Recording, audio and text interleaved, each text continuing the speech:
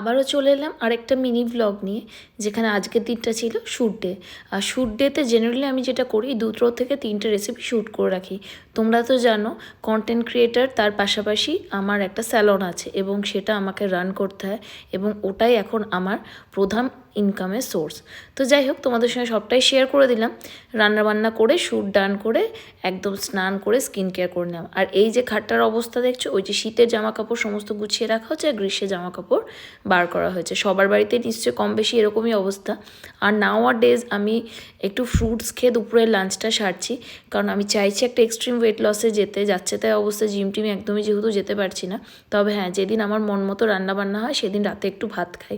আজ যেমন হয়েছিল টমেটোর ভর্তা, তারপর হয়েছিল কাতলা মাছ, তার সঙ্গে বাঁধাকপির তরকারি, সব কিছু দিয়ে রাতে ডিনারটা সেরে একটু বেরিয়েছিলাম ফল কেনার জন্য। সারাদিনের সময় হয়নি, তো ভাবলাম ফলটা পেয়ে যাবো, কিন্তু যাই হোক বেরোতে একটু দেরি হয়েছিল, সমস্ত দোকান বন্ধ হয়ে গেছিলো। বাড়ি ফিরে তোমাদের জানালাম গুড নাইট।